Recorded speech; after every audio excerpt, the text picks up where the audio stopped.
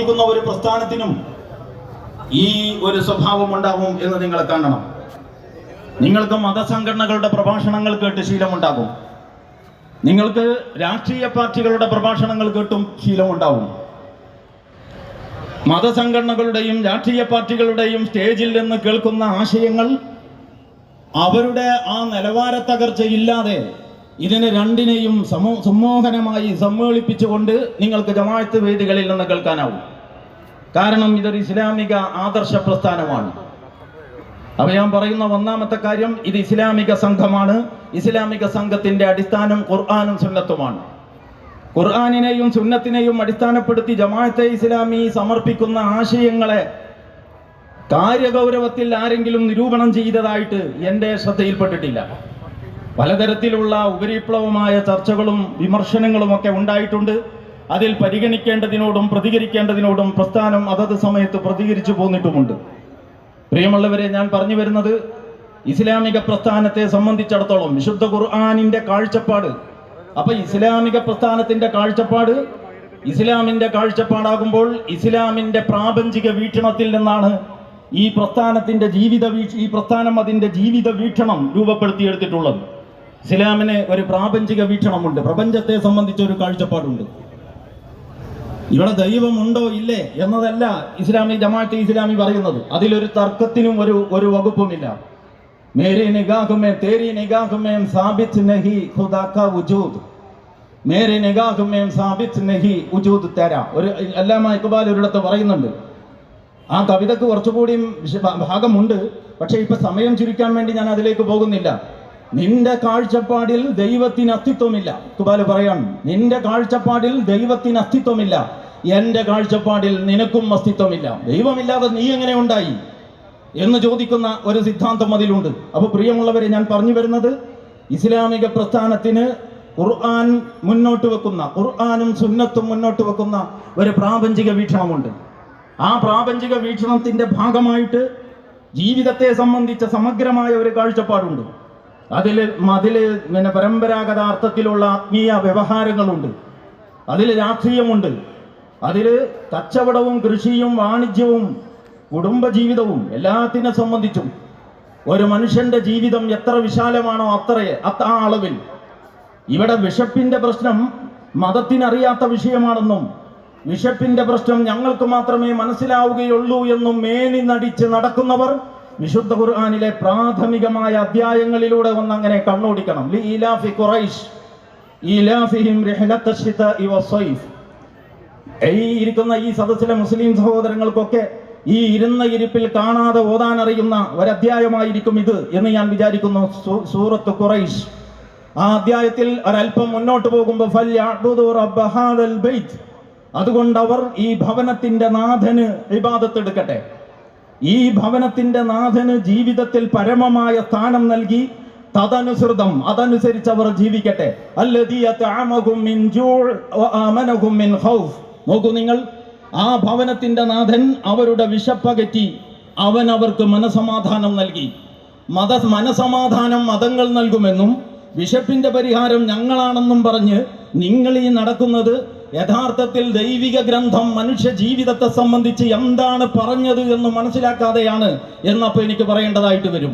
അതുകൊണ്ട് ഞാൻ ഒന്നാമത് പറയുന്നത് ഇസ്ലാമിന് ഒരു പ്രാപഞ്ചിക വീക്ഷണമുണ്ട്. ആ പ്രാപഞ്ചിക വീക്ഷണത്തിന്റെ ഭാഗമാണ് അതിൻ്റെ ആ തുടർന്നുള്ള ജീവിതത്തെ സംബന്ധിച്ച സമഗ്രമായ കാഴ്ചപ്പാട്. ഈ പ്രപഞ്ചത്തിനൊരു നാഥനുണ്ട്. ആകാശാന്തരീക്ഷത്തിലേക്ക് തല ഉയർത്തിക്കൊണ്ട് അമ്പിളിയമ്മാമനോട് മുത്തം കൊടുത്തുകൊണ്ട് അടക്കം പറയുന്നവൻ വടവൃക്ഷങ്ങൾ, ആ വടവൃക്ഷങ്ങളിൽ ചുറ്റിപ്പടർന്ന് പന്തലിച്ചു നിൽക്കുന്ന വള്ളിക്കൂടാരങ്ങൾ, അതിന് താഴെ തഴച്ചു വളരുന്ന കുറ്റിക്കാടുകൾ, അതിൻ്റെ ഇടയിലൂടെ ഒഴുകിക്കൊണ്ടിരിക്കുന്ന കൊച്ചരുവികൾ, ആ കൊച്ചരുവികളുടെ ചുറ്റുപാടും മനോഹരമായി സംവിധാനിച്ചിരിക്കുന്ന പുൽമേടുകൾ, അവിടെ തുള്ളിച്ചാടുന്ന മാൻപേടകൾ, കാറ്റുകൊള്ളുന്ന മയിലുകൾ, നൃത്തം വെക്കുന്ന മയിലുകൾ, ചീറ്റിയടിക്കുന്ന ചെമ്പിളികൾ, ചിഹ്നം വിളിക്കുന്ന കാട്ടാനകൾ, ഗർജിക്കുന്ന സിംഹങ്ങൾ, കാട്ടുപോത്തുകൾ, കണ്ടാമൃഗങ്ങൾ. ഇങ്ങനെ ഒരു ലോകം നിങ്ങളുടെ മുമ്പിലുണ്ട്. നിലമ്പൂർക്കാർക്ക് ഇത് വേഗം മനസ്സിലാക്കാൻ കഴിയും. എൻ്റെ ചോദ്യം ഇതാണ്, നിങ്ങൾ ഈ കാട് ഒരു നിമിഷം ഒന്ന് നിരീക്ഷിച്ചു നോക്കൂ. കാട്ടിലെ മൃഗങ്ങളെല്ലാം തടിച്ചു കൊടുത്ത് ഒരു കാട്ടിലും പട്ടിണി മരണങ്ങളില്ല. എന്റെ ചോദ്യം ഇതാണ്, ഈ കാട്ടിൽ ഈ ജീവജാലങ്ങൾക്ക്, ചെറുതും വലുതുമായ ജീവജാലങ്ങൾക്ക് തീറ്റ കൊടുക്കുന്നവൻ ആരാണ്? ഒന്നോ രണ്ടോ ദിവസമല്ല. വലിയ മൃഗങ്ങളെ കുറിച്ച് നമുക്ക് പറയാം, ചെറിയവയെ പിടിച്ച് തിന്ന് ചോദിക്കാനും പറയാനും ആരുമില്ല. കാട്ടുനീതി, യഥാർത്ഥത്തിൽ കാട്ടുനീതി എന്ന് പറയുന്നത് ഏറ്റവും ദൈവികമായ ഒരു നീതിയാണെന്നും കാട്ടിൽ പട്ടിണി മരണങ്ങളില്ലെന്നും നിങ്ങൾ ഓർക്കണം. ഏത് കാട്ടിലേക്ക് എന്ന് മനുഷ്യൻ കടന്നു കയറുന്നുവോ അന്നാണ് കാട്ടിൽ നീതി താളം തെറ്റുന്നത് എന്ന് നിങ്ങൾ അറിയണം. കാട്ടിൽ മൃഗങ്ങൾ ഫ്രിഡ്ജ് കണ്ടുപിടിച്ചിട്ടില്ല എന്ന് നിങ്ങൾ ഓർക്കണം. എന്ന് പറഞ്ഞാൽ അന്നത്തെ അന്നത്തെക്കുറിച്ചല്ലാതെ തൻ്റെ ഭാവിയെക്കുറിച്ച് വേവലാതിപ്പെടുന്ന ഒരവസ്ഥയും ഈ കാട്ടിലെ മൃഗങ്ങളുടെ മുന്നിലില്ല.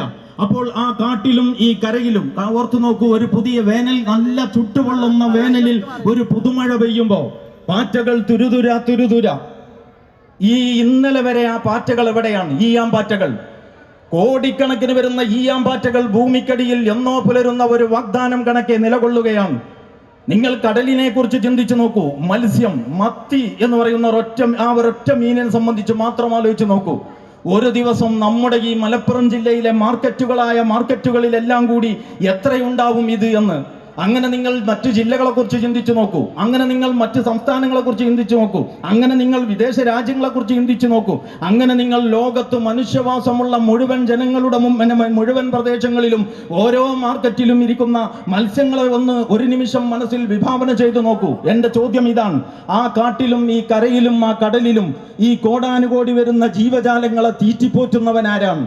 അല്ലാഹുല്ലദീ ഖലഖകും സുമ്മ റസഖകും സുമ്മ യുമീതുകും സുമ്മ യുഹ്യീകും ഹൽ മിൻ ശുറകാഇകും മൻ യഫ്അലു മിൻ ദാലികും മിൻ ഷൈഇ. അല്ലാഹുല്ലദീ ഖലഖകും, അല്ലാഹുവാണ് നിങ്ങളെ സൃഷ്ടിച്ചത്. അല്ലാഹു എന്ന് പറയുമ്പോൾ മുസ്ലിങ്ങളുടെ ദൈവം എന്ന് നിങ്ങൾ തെറ്റിദ്ധരിക്കരുത്. അറബി ഭാഷയിൽ ഇപ്പോൾ ഉദാഹരണത്തിന് കലം എന്ന് പ്രയോഗിക്കും പേനക്ക്. അപ്പോൾ ഇംഗ്ലീഷിൽ പെൻ എന്ന് പറയുന്നതിന് അറബിയിൽ കലം എന്ന് പ്രയോഗിക്കും. ഇംഗ്ലീഷിൽ ബുക്ക് എന്ന് പറയുന്നതിന് അറബിയിൽ അൽ കിതാബ് എന്ന് പ്രയോഗിക്കും.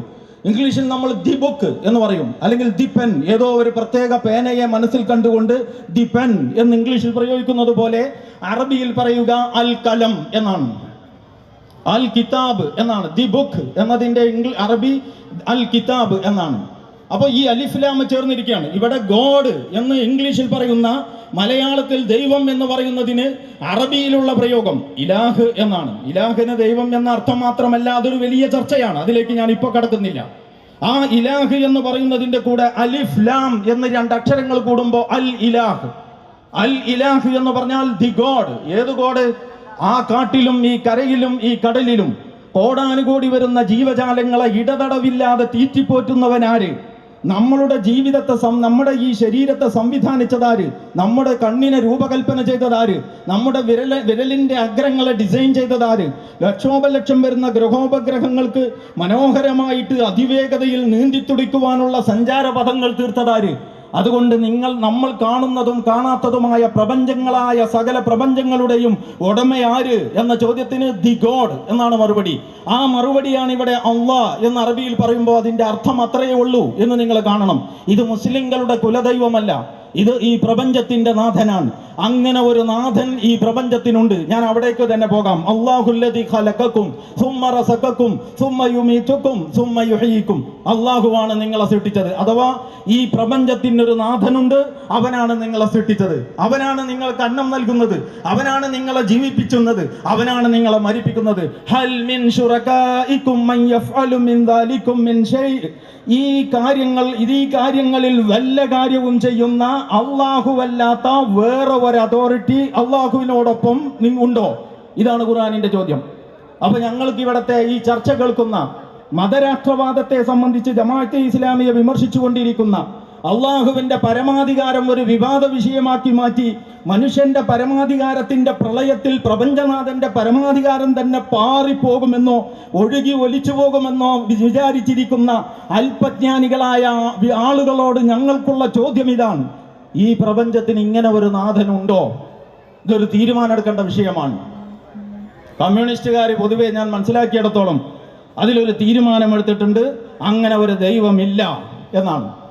ഇനി അങ്ങനെ ഒരു ദൈവം അത്യാവശ്യമാണ് നിങ്ങൾക്കെങ്കിൽ നിങ്ങളുടെ സ്വകാര്യ ജീവിതത്തിലാവാം. നോക്കണം, നിങ്ങൾ സ്വകാര്യ ജീവിതത്തിൽ ദൈവം എന്ന് പറഞ്ഞാൽ നമ്മളെല്ലാവരും കൂടി സംഘടിതമാകുമ്പോൾ അന്ന് പടച്ചവൻ ഇങ്ങോട്ട് വരേണ്ടതില്ലെന്നും നമ്മളെല്ലാവരും ഒറ്റയ്ക്കിരിക്കുമ്പോൾ ദൈവത്തിന്റെ അടിമയാണെന്നും ഓരോരുത്തരും ഒറ്റയ്ക്കിരിക്കുമ്പോൾ ദൈവത്തിന്റെ അടിമയാണെന്നും എല്ലാവരും കൂടി സംഘടിച്ചാൽ ദൈവത്തിന്റെ മേലെ ഉടമയാകുമെന്നും അതല്ലേ ഈ പറഞ്ഞതിന്റെ അർത്ഥം? ബുദ്ധിയുള്ള ഒരു മനുഷ്യന്റെ ചിന്താശേഷിയെ തൃപ്തിപ്പെടുത്താൻ ഇതിന് കഴിയുമോ? അതുകൊണ്ട് ഞാൻ പറയുന്നു, നെഹ്റുവിന്റെ നിലപാടെടുക്കരുത്. ഞാൻ മനസ്സിലാക്കിയെടുത്തോളം അദ്ദേഹം സന്ദേഹവാദിയാണ്. ദൈവമുണ്ടോ? ഉണ്ടാവാം. ഇല്ലേ? ഇല്ലാതിരിക്കാം. മൂപ്പർക്ക് ഉണ്ടായാലും ഒരു കുഴപ്പമില്ല. അത്രയും നിസ്സാരമായ വിഷയമല്ല ഇത്. അത്രയും നിസ്സാരമായ വിഷയമല്ല ഇത്. വളരെ ഗൗരവപ്പെട്ട തീർപ്പിലെത്തേണ്ട ഒരു കാര്യമാണ്. ജമാഅത്തെ ഇസ്ലാമിയെ പഠിക്കുകയും മനസ്സിലാക്കുകയും ചെയ്യാൻ ശ്രമിക്കുന്നവർ ജമാഅത്തെ ഇസ്ലാമിനെ മുമ്പിൽ വെച്ചുകൊണ്ട് പറയുന്ന ഈ പ്രാപഞ്ചിക വീക്ഷണമുണ്ടല്ലോ, ഇത് മനസ്സിലാകാതെ വേറൊന്നും മനസ്സിലാവില്ല. ഈ പ്രാപഞ്ചിക വീക്ഷണം വിശുദ്ധ ഖുർആൻ അടിക്കടി ആവർത്തിച്ചു കൊണ്ടിരിക്കുന്നുണ്ട്. നിങ്ങൾ വിശുദ്ധ ഖുർആൻ എടുത്തിട്ട് വായിച്ചു നോക്കൂ. ഓരോ സൂക്തത്തിലും ഈ വാദമുഖം അള്ളാഹു ആവർത്തിച്ചു കൊണ്ടിരിക്കുന്നുണ്ട്. ഏത് വാദമുഖം? ഞാനാണ് സൃഷ്ടിച്ചത്, സൃഷ്ടിക്കുന്നവൻ വേറെ ആരെങ്കിലും ഉണ്ടോ? അപ്പൊ ഇതിനൊരു സൃഷ്ടാവുണ്ട്. നമ്മളുടെ ജമാഅത്തെ ഇസ്ലാമി അല്ലെങ്കിൽ ഇസ്ലാം, മുസ്ലിങ്ങൾ ഇവരൊക്കെ വിശ്വസിക്കുന്നത് ഈ പ്രപഞ്ചത്തിനൊരു നാഥനുണ്ട്. അങ്ങനെ ഈ പ്രപഞ്ചത്തിനൊരു നാഥനുണ്ടെങ്കിൽ ആ നാഥനുമായി നമ്മുടെ നിലപാട്, ആ നാഥനോടുള്ള നമ്മുടെ ഇടപാട് എന്താണ്? ഏതെങ്കിലും ഒരു സൃഷ്ടാവ്, ഒരു ശക്തനായ സൃഷ്ടാവ് എല്ലാം സംവിധാനിച്ചിട്ട് ഓരോന്നിനെ പറ്റി പറയുകയാണെങ്കിൽ എത്രയാണ് ശാസ്ത്രത്തിനെ, ആധുനിക ശാസ്ത്രം കണ്ട് അമ്പരന്നു പോയ ആ സൃഷ്ടി വൈഭവം. ഖല്ലാഖുൽ അലീം എന്ന് ഖുർആൻ പ്രയോഗിച്ചിട്ടുണ്ട്. അതിവിദഗ്ധനായ സൃഷ്ടികർത്താവ്. അതൊരു വല്ലാത്ത പ്രയോഗമാണ്. അപ്പോ അങ്ങനത്തെ അങ്ങനത്തെ ഒരു നാഥൻ, ഈ പ്രപഞ്ചത്തിന് ഒരു നാഥനുണ്ടോ? ഇല്ലേ? പ്രപഞ്ചത്തിനൊരു നാഥൻ ഉണ്ടെങ്കിൽ ആ നാഥൻ നമ്മോട് വല്ലതും നിർദ്ദേശിച്ചിട്ടുണ്ടോ? ഇല്ലേ? ഇതാണ് അടുത്ത ചോദ്യം. അങ്ങനെ ആ നാഥൻ നമ്മോട് നിർദ്ദേശിച്ചിട്ടുണ്ടെങ്കിൽ അതനുസരിക്കാൻ നമുക്ക് നമ്മൾ ബാധ്യസ്ഥരാണോ? അല്ലേ? അതാണ് പിന്നത്തെ ചോദ്യം. ഈ ചോദ്യങ്ങൾക്കൊക്കെ ഉത്തരം കണ്ടെത്തണം. ഈ ചോദ്യങ്ങൾക്കൊക്കെ ഉത്തരം കണ്ടെത്താതെ ഈ ജീവിതത്തിന്റെ പളപളപ്പിൽ അങ്ങനെ മുന്നോട്ട് പോയാൽ ഇത് ഇവിടം കൊണ്ട് അവസാനിക്കുകയില്ല എന്ന് മുന്നറിയിപ്പ് നൽകാൻ ഈ അവസരം ഞാൻ ഉപയോഗപ്പെടുത്തുകയാണ്. നമ്മളിപ്പോൾ ഇങ്ങനെ ഈ പ്രപഞ്ചത്തിന് ഒരു നാഥനുണ്ട്, അവൻ നമുക്കൊരു നിയമവ്യവസ്ഥ നൽകിയിട്ടുണ്ട്, അതിന് വഴിപ്പെട്ടും അതനുസരിച്ചും ജീവിച്ചാൽ ഇവിടെ രക്ഷയുണ്ട്, നാളെ അവിടെയും രക്ഷയുണ്ട് എന്ന് കരുതി ഇവിടെ നന്നായി ജീവിച്ചു, മാന്യമായി ജീവിച്ചു, സത്യസന്ധനായി ജീവിച്ചു, വിശ്വസ്തനായി ജീവിച്ചു, പരക്ഷേമ തൽപരനായി ജീവിച്ചു. അങ്ങനെ മരണപ്പെട്ട് അവിടെ മരണം എന്തായാലും ഉറപ്പാണല്ലോ. മരണപ്പെട്ട് അവിടെ ചെന്ന് നോക്കുമ്പോൾ ഒരു പരലോകവും ഇല്ല, പടച്ചോനും ഇല്ല, വിചാരണയില്ല, സ്വർഗവും ഇല്ല, നരകവും ഇല്ല എന്ന് വിചാരിക്കുക. നമുക്കൊന്നും നഷ്ടപ്പെടാനില്ല. കാരണം നമ്മൾ നന്മ ചെയ്തു. തെറ്റിദ്ധാരണയുടെ പുറത്താന്ന് വെച്ചോ, നമ്മൾ നന്മ ചെയ്തു, നന്മയുടെ സുഖം നമ്മളും മറ്റുള്ളവരും അനുഭവിച്ചു. ഇനി ഞാൻ മറിച്ചു പോയിക്കട്ടെ, ഇങ്ങനെ ഒരു ദൈവമില്ല, ഇങ്ങനെ ഒരു ശക്തിയില്ല, അവന് നിയമവുമില്ല, അവന് വഴിപ്പെടേണ്ടതുമില്ല എന്ന് മനസ്സിലാക്കി താന്തോന്നിത്വത്തിന്റെ പിന്നാലെ പോയിട്ട് മരിച്ചു ചെല്ലുമ്പോൾ അവിടെ ഒരു സ്വർഗവും ഒരു നരകവും ഒരു വിചാരണയും ഒരു രക്ഷാശിക്ഷയും ഉണ്ടായാൽ അപ്പൊ വെച്ച് നിങ്ങൾക്ക് എന്ത് ചെയ്യാൻ കഴിയും? അതുകൊണ്ട് ഇത് നിസ്സാര വിഷയമല്ല. ജമാഅത്തെ ഇസ്ലാമി എന്ന് പറയുന്നത് തറ രാഷ്ട്രീയം കളിക്കുന്ന പ്രസ്ഥാനമല്ല. അത് മനുഷ്യന്റെ ജീവിതത്തിന്റെ അടിമുടി മാറ്റിപ്പണിയുന്ന മൗലികമായ ഒരു ജീവിത ദർശനത്തിന്റെ പ്രബോധനം ഏറ്റെടുത്ത പ്രസ്ഥാനമാണ്. ഈ വഴിയിൽ ചരിത്രത്തിൽ വല്ലവരും സഞ്ചരിച്ചിട്ടുണ്ടെങ്കിൽ അത് ലക്ഷണമൊത്ത മനുഷ്യരായ പ്രവാചകന്മാർ മാത്രമാണ്. അതുകൊണ്ട് ജമാഅത്തെ ഇസ്ലാമിയെ മനസ്സിലാക്കുക എന്ന് പറയുന്നത് നമ്മുടെ ജീവിതത്തിന്റെ അർത്ഥം കാണാനുള്ള ഒരു യാത്രയുടെ ഭാഗമാണ് എന്നുകൂടി ഞാൻ ഈ സന്ദർഭത്തിൽ പറയുകയാണ്. ആ വശം കൂടുതൽ പറയാൻ ഇവിടെ സമയമല്ല, വേറെ കുറച്ച് കാര്യങ്ങളിലേക്ക് കൂടി നമുക്കിപ്പോൾ കടക്കേണ്ടതായിട്ടുണ്ട്. അപ്പൊ പ്രിയമുള്ളവരെ, നമുക്ക് മുന്നോട്ട് പോകാം. ഈ പ്രപഞ്ചത്തിന് ഒരു നാഥനുണ്ട്, അവനൊരു ജീവിത നിയമം, ഒരു നിയമം നമുക്ക് നൽകിയിട്ടുണ്ട്. ഒരു കമ്പനി ഒരു സാധനം, ഒരു കമ്പനി ഒരു ഉൽപ്പന്നം ഉൽപ്പാദിപ്പിക്കുക. ആ ഉൽപ്പന്നം ആ കമ്പനി കണ്ടുപിടിച്ച് പുറത്തിറക്കിയതിന് ശേഷം ആ കമ്പനിക്ക് ആ ഉൽപ്പന്നത്തെ കുറിച്ച് ഒന്നും പറയാൻ അധികാരമില്ല, അത് ഞങ്ങൾ പറയാമെന്ന് മറ്റു കമ്പനിക്കാർ പറയുക. ഇങ്ങനെ എവിടെയെങ്കിലും നിങ്ങൾ കേട്ടിട്ടുണ്ടോ? ഞാൻ എപ്പോഴും പറയാറുള്ള ഉദാഹരണമാണ് ആഹുജ കമ്പനി മൈക്ക് സെറ്റ് പുറത്തിറക്കിയിട്ട് ഇതിന്റെ കേബിൾ, ഈ കമ്പനി ഇതിന് വേണ്ടിയിട്ട് പ്രത്യേകം ഇറക്കിയിട്ടുള്ള കേബിൾ ഉപയോഗിക്കുന്നതിന് പകരം വാഷിംഗ് മെഷീന്റെയോ ഫ്രിഡ്ജിന്റെയോ കേബിൾ എടുത്ത് ഉപയോഗിച്ചിട്ട് മൈക്ക് സെറ്റ് ഫലപ്രദമല്ല എന്ന് പറയുന്നവനെ പറ്റി വിഡ്ഢി എന്നല്ലാതെ എന്ത് പറയാൻ? ഇവിടെ മനുഷ്യനെ വിപണിയിൽ ഇറക്കിയ കമ്പനി മനുഷ്യനോടൊപ്പം വല്ല കാറ്റലോഗും ഇറക്കിയിട്ടുണ്ടോ? ഞങ്ങൾ പറയുന്നു വിശുദ്ധ ഖുർആൻ എന്ന് പറയുന്നത് ചരിത്രത്തിൽ മനുഷ്യനെ വിപണിയിലിറക്കിയത് എന്നു മുതലാണോ അന്ന് മുതൽ ഓരോ ഘട്ടത്തിലും ആ മനുഷ്യനോടൊപ്പം പ്രപഞ്ചനാഥൻ അങ്ങനെ നിയമാവലികൾ ഇറക്കിക്കൊണ്ടേയിരുന്നിട്ടുണ്ട്. അതിൻ്റെ ഒരു പരിഷ്കരിച്ച അതിൻ്റെ ഒരു ലാസ്റ്റ് എഡിഷൻ എന്ന് പറയാം വിശുദ്ധ ഖുർആൻ. മനുഷ്യന്റെ ജീവിതത്തെ നിയന്ത്രിക്കുന്നതിന് വേണ്ടി അത് മതപരമായ ആചാരപൂജകളുടെ പരിപാടിയാണ് എന്ന് ദയവ് ചെയ്ത് മുസ്ലിം സഹോദരൻ ഈ സദസ്സിൽ പങ്കെടുത്തതിന് ശേഷം ഇനിയും ജീവിതത്തിന് മതപരം എന്ന് പറഞ്ഞിട്ടൊന്നും രാഷ്ട്രീയം എന്ന് പറഞ്ഞിട്ട് വേറൊന്നുമുണ്ട് എന്ന് ഒരു കാരണവശാലും നിങ്ങൾക്ക് നാളെ റബ്ബിന്റെ മുമ്പിൽ പറയാൻ പറ്റില്ല. അത്രയും കൃത്യതയിൽ ഞാൻ നിങ്ങളോട് പറയുന്നു. ഫലാ വറബ്ബിക ലാ യുഅ്മിനൂന ഹത്താ യുഹക്കിമൂക ഫീമാ ശജറ ബൈനഹും ثم لا يجدوا في أنفسهم حرجا مما قضيت ويسلموا تسليما. ഈ സൂക്തം അവതരിച്ചതിനൊരു പശ്ചാത്തലമുണ്ട്. നിങ്ങൾ അറബി അറിയുന്നവരാണെങ്കിൽ തഫ്സീറുകൾ എടുത്തു നോക്കൂ. അറബി അറിയാത്തവരാണെങ്കിൽ അറിവുള്ളവരോട് ചോദിച്ചു നോക്കൂ. ഫലാ വറബ്ബിക ലാ യുഅ്മിനൂന ഹത്താ യുഹക്കിമൂക ഫീമാ ശജറ ബൈനഹും എന്ന് പറഞ്ഞാൽ നബി സല്ലല്ലാഹു അലൈഹി വസല്ലമയുടെ മുമ്പിൽ രണ്ടാളുകൾ ഒരു തർക്കമായിട്ട് വന്നു. തർക്കം എന്താണെന്ന് ചോദിച്ചാൽ അവരുടെ കൃഷി വ്യത്യസ്ത തലങ്ങളിൽ ഭൂമി തരംതിരിച്ച് നീരൊഴുക്ക് ഉപയോഗപ്പെടുത്തി അവർ കൃഷി ചെയ്തുകൊണ്ടിരിക്കുമ്പോൾ ആ വെള്ളം ആദ്യം ആരുപയോഗിക്കണം എന്നതിൽ രണ്ടാളുകൾ തമ്മിൽ തർക്കം. അതിൽ സുബൈർ ഇബ്നു അവ്വാം എന്ന് പറയുന്ന സഹാബി പ്രവാചകന്റെ ഒരു ബന്ധു കൂടിയാണ്. നിർഭാഗ്യത്തിന് കേസ് റസൂലുള്ളാഹിന്റെ അടുത്തെത്തി. റസൂലുള്ളാഹിനോടാണ് ഇതും ചോദിക്കേണ്ടതെന്ന് അവർക്കറിയാം. കാരണം എന്താ? അല്ലദീ അത്അമഹും മിൻ ജൂഅ് വആമനഹും മിൻ ഖൗഫ് എന്ന് ഞാൻ നേരത്തെ പറഞ്ഞിട്ടുണ്ട്. ഇത് ആമാശയത്തെക്കുറിച്ചും ചിന്തിക്കും, ആത്മാവിനെ കുറിച്ചും പറയും. ആത്മാവിനെ കുറിച്ച് തീരെ തന്നെ ചിന്തിക്കാതെ ആമാശയത്തെക്കുറിച്ച് മാത്രം ചിന്തിക്കുന്നവർക്ക് മനുഷ്യ ജീവിതത്തിന്റെ പ്രശ്നങ്ങൾ പരിഹരിക്കാൻ ഒരു കാലത്തും കഴിയില്ല എന്നാണ് ഞങ്ങളുടെ സുചിന്തിതമായ അഭിപ്രായം. അങ്ങനെ ഈ സഹാബി ഈ രണ്ടാളുകളുടെ കേസ് പ്രവാചകന്റെ മുമ്പിലെത്തിയപ്പോൾ ഭൂമിയുടെ കിടപ്പും മറ്റും പരിഗണിച്ചിട്ട് റസൂലുള്ള പറഞ്ഞു, ആദ്യം നിങ്ങൾ നനയ്ക്കി, എന്നിട്ട് നിങ്ങളുടെ ആവശ്യം കഴിയുമ്പോൾ അദ്ദേഹത്തിന് കൊടുക്കും. അപ്പോൾ ആ മറ്റേ സഹാബിക്ക് ഇത് ഇഷ്ടപ്പെട്ടില്ല. മൂപ്പര് നിങ്ങളെ ബന്ധുവായതുകൊണ്ടല്ലേ നിങ്ങൾ ഇങ്ങനെ തീരുമാനിച്ചത് എന്ന് ഈ മനുഷ്യൻ പറഞ്ഞു പ്രവാചകന്റെ മുമ്പിൽ വെച്ചിട്ട്. കാര്യത്തോടെ എടുക്കുമ്പോൾ നമ്മളൊക്കെ അങ്ങനെ തന്നെ ആയിരിക്കും എന്നാണ് തോന്നുന്നത്. അപ്പോൾ റസൂൽ പിന്നെ വർത്താനം പറഞ്ഞത് റസൂലല്ല, പിന്നെ ഇടപെടുന്നത് പടച്ചവനാണ്. ഫലാ വറബ്ബിക അത് നിങ്ങളുടെ നാഥനാണ് സത്യം. ലാ യുഅ്മിനൂന ഹത്താ യുഹക്കിമൂക ഫീമാ ശജറ ബൈനഹും. നിങ്ങൾക്കിടയിൽ പൊട്ടിപ്പിളർന്നുണ്ടാകുന്ന പ്രശ്നങ്ങൾ പ്രവാചകന്റെ അടുക്കൽ എത്തിച്ചിട്ട് ആ പ്രവാചകനോട് വിധി തേടിയിട്ട് ആ പ്രവാചകൻ ഒരു വിധി പറഞ്ഞാൽ സർവാത്മന അത് അംഗീകരിക്കാൻ നിങ്ങൾ സന്നദ്ധരല്ലെങ്കിൽ ഫലാ വറബ്ബിക ലാ യുഅ്മിനൂന ഹത്താ യുഹക്കിമൂക ഫീമാ ശജറ ബൈനഹും സുമ്മ ലാ യജിദു ഫീ അൻഫുസിഹിം ഹറജൻ മിമ്മാ ഖളൈത്. അങ്ങനെ ഒരു വിധി കേട്ട് കഴിഞ്ഞാൽ ഒരു ചൊറിച്ചിലുമില്ലാതെ സർവാത്മന നിങ്ങൾക്ക് അത് ഉൾക്കൊള്ളാൻ കഴിയുന്നില്ലെങ്കിൽ നിങ്ങൾ വിശ്വാസി എന്ന് പറയാൻ പറ്റില്ല. അപ്പൊ ഇത് മതപരമായ പ്രശ്നമല്ല, ഇത് ഉപജീവനത്തിന്റെ ശുദ്ധ ഭൗതിക പ്രശ്നമാണ്. പള്ളി കമ്മിറ്റിയുടെ വഖഫ് ഭൂമിയിൽ നടത്തുന്ന കൃഷിയൊന്നും അല്ല അത് അവരുടെ ഉപജീവനത്തിന് അവരേർപ്പെട്ടിരിക്കുന്ന ഒരു ആയോധന മാർഗം. അതിലാണ് ഈ തർക്കം, അതാണ് ഈ തീർപ്പ്, അതിനെപ്പറ്റിയാണ് ഈ വിധി എന്ന് നിങ്ങൾ ആലോചിക്കണം. വമാ കാന ലി മുഅ്മിനിൻ വലാ മുഅ്മിനത്തിൻ ഇദാ ഖളല്ലാഹു വറസൂലുഹു അംറൻ. പിന്നെ വീണ്ടും അല്ലാഹു സുബ്ഹാനഹു വ തആല സെയ്ദ് റളിയല്ലാഹു അൻഹു എന്ന് പറഞ്ഞത് പ്രവാചകന്റെ പിന്നെ വളർത്തു പുത്രനാണ്.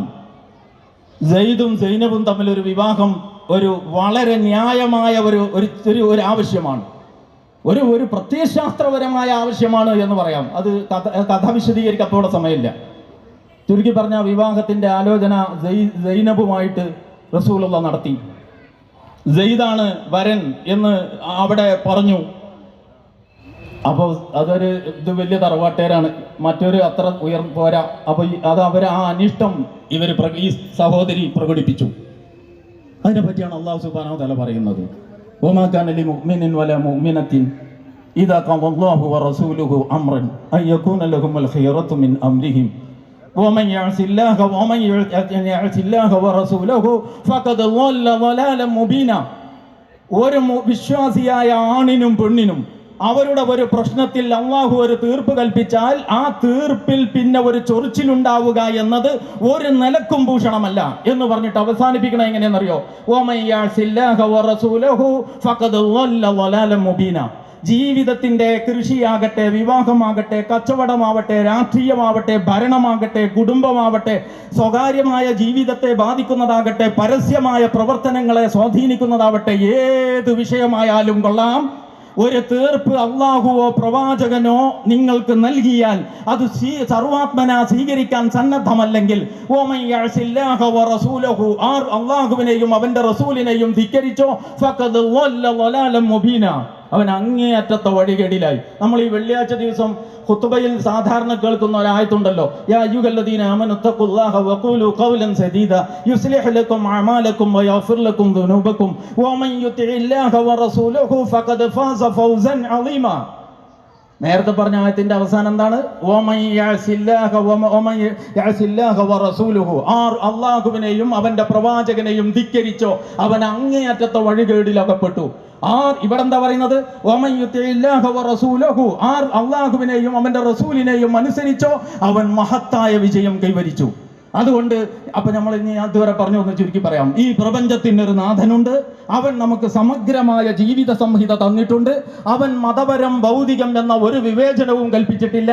ആ നിയമ സംഹിത മുന്നിലുണ്ടായിരിക്കെ, അതിൽ വിധികൾ ഉണ്ടായിരിക്കെ, ആ വിധി കേൾപ്പിക്കാൻ അവൻ നമ്മെ വിളിച്ചുകൊണ്ടിരിക്കെ ഞാൻ അങ്ങോട്ട് വരൂല്ല, അത് മതമല്ലേ, അത് രാഷ്ട്രീയമല്ലേ, ഞാൻ വേറെ പാർട്ടിയാണ്, നീ മറ്റുള്ളവരെ നോക്ക് എന്ന നിലപാടെടുത്തുകൊണ്ട് നിങ്ങൾക്ക് തോന്നിയതുപോലെ രാഷ്ട്രീയം കളിക്കാൻ, ജീവിത പല തുണ്ടുകളാക്കിയിട്ട് വിഭജിച്ച് അതിൽ നിന്ന് അത് വെച്ച് ലാഭമുണ്ടാക്കാൻ ഒരു വകുപ്പുമില്ല എന്ന് നിങ്ങൾ കാണണം.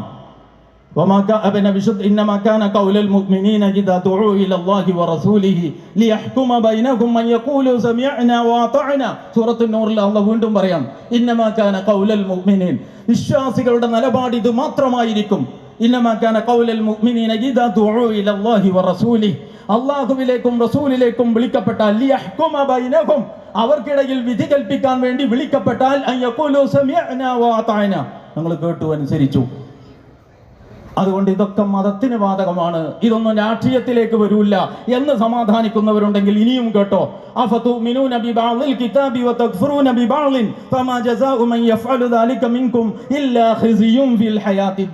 നിങ്ങൾ ഈ ഗ്രന്ഥത്തിന്റെ ചില വശങ്ങൾ മതപരം എന്ന് പറഞ്ഞ് അണച്ചു പിടിക്കുകയും വേറെ കൊല രാഷ്ട്രീയം എന്ന് പറഞ്ഞ് എന്ന് പറഞ്ഞ മാതിരി കാലുകൊണ്ട് ചവിട്ടി ചവറ്റുകൊട്ടയിലേക്ക് പുറകോട്ട് തള്ളി മാറ്റുകയും ചെയ്തുവെങ്കിൽ ഇങ്ങനെ ജീവിതത്തെ വിഭജിച്ച് കൈകാര്യം ചെയ്യുന്ന നിങ്ങൾക്കുള്ള പ്രതിഫലം എന്താണെന്ന് അറിയുമോ? ഇഹലോകത്ത് നിന്ദ്യതയും ആ പതിതത്വവും മാത്രമേ ഉണ്ടാവുകയുള്ളൂ. പിന്നെ പരലോകത്ത് വേറെ അതിന്റെ തുടർന്ന് പറയുന്നുണ്ട്. അതുകൊണ്ട് പ്രിയ സഹോദരന്മാരെ, ഒന്നാമത്തെ ആശയം ഇതാണ്. ഈ ആശയ പ്രപഞ്ചത്തിന്റെ അടിത്തറയിൽ മനുഷ്യ ജീവിതത്തെ വിഭജിക്കാതെ, വിഭജനത്തിന് ഒരു വകുപ്പുമില്ല, മനുഷ്യ ജീവിതത്തെ വിഭജിക്കാതെ അതിനെ ഒരു സാകല്യമായി ഏറ്റെടുത്ത് അതിനെ സമഗ്രമായി കണ്ട് ആ ജീവിതത്തിന്റെ മേൽ പ്രപഞ്ചങ്ങളായ സകല പ്രപഞ്ചങ്ങളുടെയും പരമാധികാരിയാരോ അവന്റെ പരമാധികാരം അംഗീകരിച്ച് ഈ അവന്റെ കൽപ്പനകളും നിർദ്ദേശങ്ങൾക്കും സർവാത്മന കീഴൊതുങ്ങി ഭൂമിയിൽ മനുഷ്യൻ ജീവിക്കണം. ഇതാണ് ജീവിത വിജയത്തിന്റെ വഴി. അല്ലാതെ കുറച്ച് സമയം അള്ളാനെ ആരാധിച്ചിട്ട് പള്ളിയിൽ നിന്ന് സലാം പറഞ്ഞു പോന്നാൽ രക്ഷപ്പെടും അള്ളാന്റെ പിടുത്തത്തിൽ നിന്ന് നിങ്ങൾ കരുതരുത്. വിശുദ്ധ ഖുർആനിൽ മനുഷ്യനും അവന്റെ തൊലിയും തമ്മിൽ നടക്കുന്ന ഒരു തർക്കം, ഒരു ചർച്ച വിശുദ്ധ ഖുർആൻ ഉദ്ധരിച്ചിട്ടുണ്ട്. ആ ചർച്ച ഉദ്ധരിച്ചതിന്റെ അപ്പുറത്ത് ഒരു പ്രയോഗം, ഒരു പ്രസ്താവന നടത്തിയിട്ടുണ്ട്. വലാകിൻ വനൻതും, മാത്രമല്ല ആദ്യം പറഞ്ഞത് അവിടെ ഇരിക്കട്ടെ, അപ്പൊ സമയമല്ല അതിലേക്ക് കിടക്കാൻ. അപ്പൊ അതിന്റെ അപ്പുറമുള്ളത് പറയാണ്, വലാകിൻ വനൻതും, മാത്രമല്ല നിങ്ങൾ വിചാരിച്ചു. എന്ത് വിചാരിച്ചു? അന്നല്ലാഹ ലാ യഅലമു കസീറൻ മിമ്മാ തഅമലൂൻ, ഞങ്ങൾ പ്രവർത്തിക്കുന്ന ഒട്ടുമിക്കതും അല്ലാഹ് അറിയൂല എന്ന് നിങ്ങൾ കരുതി. വദാലികും വന്നുകും അല്ലദീ വനൻതും ബിറബ്ബികും മർദാകും ഫഅസ്ബഹതും മിനൽ ഖാസിരീൻ.